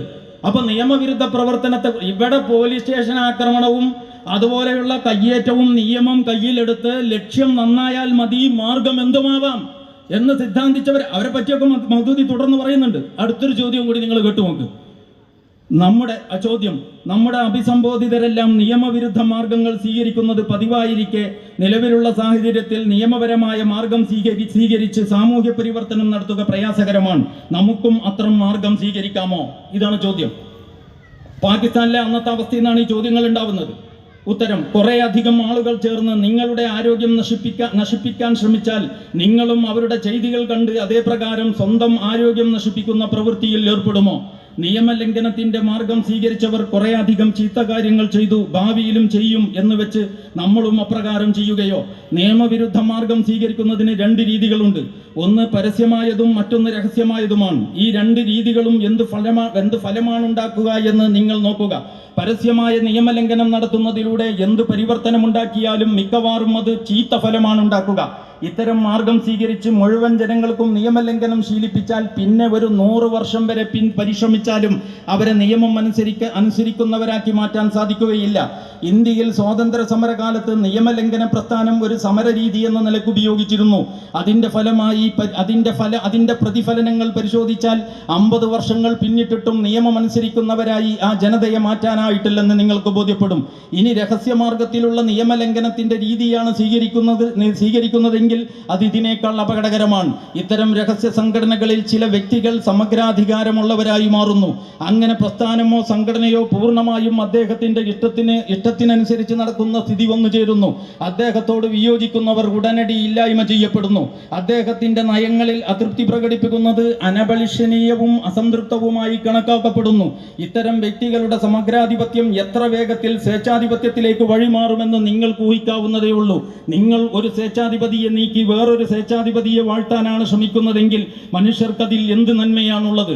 എനിക്കെല്ലായ്പ്പോഴും നൽകാനുള്ള ഉപദേശം ഇതാണ്: പട്ടിണി കിടക്കേണ്ടി വന്നാലും വെടിയുണ്ടകൾ ഏൽക്കേണ്ടി വന്നാലും ക്ഷമയോടെ സഹനത്തോടെ ഒട്ടും രഹസ്യ സ്വഭാവമില്ലാതെ നിങ്ങൾ ഈ സംസ്കരണ പ്രസ്ഥാനത്തെ മുന്നോട്ട് കൊണ്ടുപോകണം. ഈ പ്രസ്ഥാനം നിയമാനുസൃതവും ധാർമ്മിക പരിധികൾ പാലിച്ചും മാത്രമേ പ്രവർത്തിക്കൂ എന്ന് ഉറപ്പുവരുത്തുകയും വേണം. പ്രവാചകന്റെ പ്രവർത്തന രീതി രഹസ്യ സ്വഭാവത്തിലുള്ളതായിരുന്നില്ല. നാമും എപ്പോഴും ഇതേ മാർഗമാണ് സ്വീകരിച്ചിട്ടുള്ളത്. കുറച്ചു വർഷങ്ങൾക്ക് മുമ്പ് നമ്മുടെ മേൽ നിയമവിരുദ്ധർ ആക്രമണങ്ങൾ അഴിച്ചുവിട്ടുകൊണ്ടിരുന്നു. എന്നാൽ നാം ഒരിക്കലും അതിനോട് അപ്രകാരം പ്രതികരിക്കാൻ നിയമവിരുദ്ധമായ മാർഗം സ്വീകരിച്ചില്ല. തൽഫലമായി ഇത്തരം നിയമവിരുദ്ധരും സംസ്കാരശൂന്യരും മനുഷ്യത്വ വിരുദ്ധരുമായ വിഭാഗങ്ങളുടെ പ്രതിച്ഛായക്കും മങ്ങലേറ്റു. എന്നു മാത്രമല്ല, ദൈവാനുഗ്രഹം കൊണ്ട് നമ്മുടെ മേൽ ഒരു കുറ്റവും ചാർത്താൻ അവർക്കായതുമില്ല. മൂല്യങ്ങൾ മുറുകെ പിടിക്കുന്നവർക്ക് അവകാശപ്പെട്ട പ്രതിഫലമാണിത്. നിങ്ങളോട് തെറ്റായ രീതിയിൽ പെരുമാറുന്നവരുടെ അണികൾ വരെ ഈ വസ്തുതകൾ അംഗീകരിക്കും. നിങ്ങളോട് എനിക്കുള്ള അഭ്യർത്ഥന ഇതാണ്: നിയമവിരുദ്ധ പ്രവർത്തനത്തിലേർപ്പെട്ട് സ്വന്തം സ്വഭാവ ഗുണങ്ങൾക്ക് പരിക്കേൽപ്പിക്കുന്നതും നിയമവിരുദ്ധർക്ക് ആത്മധൈര്യം നൽകുന്നതുമായ പ്രവർത്തന രീതി ഒരിക്കലും സ്വീകരിക്കരുത്. സാഹചര്യങ്ങൾ എത്ര ദുഷിച്ചതാണെങ്കിലും അവയെ മാറ്റിയെടുക്കാൻ ശരിയായ മാർഗത്തിൽ പ്രയത്നിക്കുക. തെറ്റായ വഴികളിലൂടെ സാഹചര്യങ്ങളെ മാറ്റാൻ ശ്രമിക്കുമ്പോൾ കൂടുതൽ തെറ്റിലേക്ക് പോവുകയാണ് ചെയ്യുക. തസ്രീഹാത്ത് സയ്യിദ് അബുൽ ആല മൗദൂദി പേജ് 241, 243. ഒരൊറ്റ ഉദ്ധരണി കൂടി വായിച്ച് ഞാൻ എൻ്റെ പ്രസംഗം നിർത്താം. അത് അദ്ദേഹം ഒരു ഉദ്ധരണിയുടെ ഭാഗമാണ്, കുറേ അധികമുണ്ട്, ഒക്കെ പ്രസക്തമാണ്. അദ്ദേഹം പറയാം: കമ്മ്യൂണിസം പോലുള്ള പ്രത്യയശാസ്ത്രങ്ങൾ സാമൂഹിക മാറ്റത്തിന് വേണ്ടി ബലപ്രയോഗവും അടിച്ചമർത്തലും നടത്തുന്നതിൽ തെറ്റു കാണുന്നില്ല. അതിൻ്റെ നേതാക്കളിൽ വളരെ പരസ്യമായി വിപ്ലവം തോക്കിൻകുഴലിലൂടെ എന്ന് പറഞ്ഞവർ വരെയുണ്ട്. സാമ്രാജ്യത്വം, മുതലാളിത്തം, ഫാഷിസം എന്നിവയൊന്നും സാമൂഹിക മാറ്റത്തിന് പൊതുജനാഭിപ്രായത്തിന്റെ പിൻബലം വേണമെന്ന നിലപാടുകാരല്ല. ബലപ്രയോഗത്തിലൂടെ ജനാഭിപ്രായം അനുകൂലമാക്കുക, ജനഹിതത്തെ ശ്വാസം മുട്ടിച്ചു കൊല്ലുക തുടങ്ങിയ രീതികൾ സ്വീകരിക്കാറുണ്ട്. എന്നാൽ ഇസ്ലാം അത്തരം ഒരു പ്രത്യയശാസ്ത്രമല്ല. അത് ഒന്നാമതായി ജനഹൃദയങ്ങളിൽ ശരിയായ വിശ്വാസം അങ്കുരിപ്പിക്കേണ്ടത് അനിവാര്യമാണെന്ന് കരുതുന്നു. ശരിയായ വിശ്വാസത്തിന്റെ അഭാവത്തിൽ നിർദ്ദേശിക്കപ്പെടുന്ന മാർഗത്തിലൂടെ ആത്മാർത്ഥമായി സഞ്ചരിക്കാൻ ജനങ്ങൾക്കാവുകയില്ല. ഇസ്ലാമിക തത്വങ്ങളെക്കുറിച്ച് പൊതുജനത്തിന് നിശ്ചിത അളവിലും അധികാരം കൈയാളുന്നവർക്ക് മതിയായ അളവിലും അറിവുണ്ടാവുകയും അവർക്കതിൽ തികഞ്ഞ ബോധ്യമുണ്ടാവുകയും വേണം. ഈ ബോധ്യത്തിന്റെ അഭാവത്തിൽ ഈ തത്വങ്ങളെയോ നിയമങ്ങളെയോ അതിൻ്റെ ചൈതന്യത്തോടെ നടപ്പിലാക്കാൻ സാധിക്കുകയില്ല. അതോടൊപ്പം പൊതുജനങ്ങളുടെയും ഭരണാധികാരികൾ ഉൾപ്പെടെയുള്ള ഉത്തരവാദപ്പെട്ടവരുടെയും ചിന്തകളിലും ജീവിത രീതികളിലും നാം മുന്നോട്ട് വെക്കുന്ന നിയമസംഹിതയുടെ അടിസ്ഥാനത്തിലുള്ള സമൂലമായ മാറ്റങ്ങൾ ഉണ്ടാവണം. അതിൻ്റെ അഭാവത്തിൽ പവിത്രവും ഉന്നതവുമായ തത്വങ്ങളിൽ സ്ഥാപിതമായ വ്യവസ്ഥിതിയുടെ പ്രയോഗവൽക്കരണം അസാധ്യമായി തീരും. ഞാൻ ഇവിടെ വിവരിച്ച കാര്യങ്ങളൊന്നും തന്നെ അടിച്ചേൽപ്പിക്കാവതല്ല എന്നതാണ് ആദ്യമായി മനസ്സിലാക്കേണ്ടത്. പ്രത്യുത ആശയ വ്യവഹാരങ്ങളും പ്രബോധന പ്രവർത്തനങ്ങളും നടത്തി ജനങ്ങളുടെ മൂല്യസങ്കല്പങ്ങളും വീക്ഷണങ്ങളും വിശ്വാസവും ചിന്താരീതിയുമെല്ലാം മാറ്റിയെടുത്ത് ദൈവേതരമായ ഏതെങ്കിലും പദ്ധതികളോട് രാജിയാവാൻ കഴിയാത്ത വിധത്തിലുള്ള ധാർമ്മിക നിലവാരം അവരിലുണ്ടാക്കണം. ഈ ലക്ഷ്യത്തിനു വേണ്ടി പ്രവർത്തിക്കുന്നവർ ഇപ്രകാരമുള്ള ജനപിന്തുണ ആർജിച്ചെടുക്കേണ്ടതുണ്ട്. ഇതേ പ്രവർത്തനങ്ങളെ സംബന്ധിച്ചാണ് ഇസ്ലാമിക വ്യവസ്ഥിതിയുടെ സംസ്ഥാപനത്തിന് ജനാധിപത്യപരമായ മാർഗം മാത്രമേ സ്വീകരിക്കൂ എന്ന് നാം പറഞ്ഞിട്ടുള്ളത്. തസ്രീഹാത്ത് സയ്യിദ് അബുൽ അല മൗദൂദി, പേജ് 304, 305 എന്ന് പറഞ്ഞാൽ തസ്രീഹാത്ത് എന്ന് പറയുന്ന ഒരൊറ്റ ഒരു പുസ്തകത്തിൽ നിന്ന് ആദ്യം 85-ാമത്തെ പേജിൽ നിന്ന് പിന്നീട് 200 ചില്ലാനം നമ്പർ വരുന്ന ഭാഗത്ത് നിന്ന് പിന്നെ അതിൻ്റെ 300-ൽ എനിക്ക് വരുന്ന ഭാഗത്ത് നിന്ന് എന്ന് പറഞ്ഞാൽ ആ ഒരു പുസ്തകത്തിൽ ഏകദേശം ഇത് ആ സാമൂഹ്യ വ്യവസ്ഥിതി മാറ്റുന്നതിന് വേണ്ടി ജമാഅത്ത് മുന്നോട്ട് വെക്കുന്ന മാർഗത്തെ സംബന്ധിച്ച് വളരെ ശക്തമായ ഭാഷയിൽ ആവർത്തിച്ച് പറഞ്ഞുകൊണ്ടിരിക്കുന്ന ഈ മൗദൂദിയെയാണ് ഭീകരവൽക്കരിച്ചിട്ട് ഇവിടെ കൊന്നതിൻ്റെയും ചത്തതിൻ്റെയും കൊലവിളിയുടെയും പാരമ്പര്യം മാത്രമുള്ളവർ ഇവിടെ കാടിളക്കിക്കൊണ്ടിരിക്കുന്നത് എന്ന ഒരു യാഥാർത്ഥ്യം ഇസ്ലാമിക പ്രവർത്തകർ മനസ്സിലാക്കേണ്ടതാണ്. അതുകൊണ്ട് ഞാൻ പറയുന്നു, ഞാൻ അവസാനിപ്പിക്കുന്നത് ഇത് പറഞ്ഞുകൊണ്ടാണ്. അപ്പം നമ്മൾ ഈ പരസ്യം ചെയ്യുമല്ലോ, പരസ്യം ചെയ്യുമ്പോൾ ഇപ്പോൾ ഏതെങ്കിലും ഒരു കമ്പനിയുടെ, ഇതൊരു വലിയ വേദിയായതുകൊണ്ട് ഇവിടെ കമ്പനിയുടെ പേര് പറയാൻ പറ്റൂല ഉദാഹരണത്തിന്, അത് അവർക്കൊരു പരസ്യമായി പോകും. അപ്പോൾ ഏതെങ്കിലും ഒരു കമ്പനിയുടെ ഒരു ബ്രാൻഡ് നെയിം നിങ്ങൾ ചുമരിൽ നോക്കൂ, അല്ലെങ്കിൽ ടി വിയിൽ നോക്കൂ, അല്ലെങ്കിൽ ഇപ്പോൾ യൂട്യൂബിലോ അല്ലെങ്കിൽ പരസ്യം കൊടുക്കുന്നത് ഏത് പ്ലാറ്റ്ഫോമിലും നോക്കൂ, അതിൻ്റെ ബ്രാൻഡ് നെയിമേ ഉണ്ടാവുള്ളൂ. അല്ലാതെ അതിൻ്റെ വിശേഷണമൊക്കെ കൂടിയ ഒരു ലേഖനം അതിൻ്റെ കൂടെ ഉണ്ടാവില്ല, ഒരു പ്രസംഗവും ഉണ്ടാവില്ല. ആ ബ്രാൻഡ് നെയിം നിങ്ങളുടെ മനസ്സിൽ അങ്ങ് പതിഞ്ഞാൽ നിങ്ങൾക്ക് ഒരു സാധനം ആവശ്യം വരുമ്പോൾ കടയിൽ കയറുമ്പോൾ ഈ ബ്രാൻഡ് അവിടെ വർക്ക് ചെയ്യും, അത് കച്ചവടമായിട്ട് മാറും. അതാണ് പരസ്യ കലയുടെ ശാസ്ത്രം എന്ന് നമുക്കൊക്കെ അറിയാം. ഞാൻ പറയുന്നു, ജമാഅത്തെ ഇസ്ലാമി എന്ന നിങ്ങളുടെ ഈ പ്രിയപ്പെട്ട പ്രസ്ഥാനത്തിൻ്റെ ബ്രാൻഡിനെയും ഈ രാജ്യത്തെ മുഴുവൻ മനുഷ്യരുടെയും മനസ്സുകളിൽ വളരെ കൃത്യമായി പതിച്ച് തരുന്നതിന് വേണ്ടി നമ്മുടെ സഖാക്കൾ ചെയ്ത സേവനത്തിന് ഞങ്ങൾ അഗൈതവമായ നന്ദി രേഖപ്പെടുത്തുകയാണ്. പക്ഷേ ഒരു കാര്യം ബാക്കിയുണ്ട്. ആ പരസ്യത്തിന് ഫലം കിട്ടുന്നത് സെയിൽസ് എക്സിക്യൂട്ടീവ്സിന്റെ പ്രവർത്തനം എത്ര കണ്ട് ഫലപ്രദമാണ് എന്നതിനെ അനുസരിച്ചാണ്. ഈ പ്രസ്ഥാനത്തിന്റെ സെയിൽസ് എക്സിക്യൂട്ടീവുകൾ എന്ന നിലക്ക് ഇവർ തരുന്ന ഈ പരസ്യത്തിനനുസരിച്ച് ഈ പ്രസ്ഥാനത്തിന് ബിസിനസ് ഉണ്ടാക്കുവാൻ നിങ്ങൾക്ക് കഴിയുമെങ്കിൽ ഇത് തന്നെയാണ് അവസരം, അത് നിങ്ങൾ പ്രയോജനപ്പെടുത്തണം എന്ന് ആഹ്വാനം ചെയ്തുകൊണ്ട് സർവശക്തനായ നാഥൻ നമ്മെ എല്ലാവരെയും അനുഗ്രഹിക്കുമാറാകട്ടെ എന്ന പ്രാർത്ഥനയോടെ അൽഹംദുലില്ലാഹി റബ്ബിൽ ആലമീൻ. അസ്സലാമു അലൈക്കും.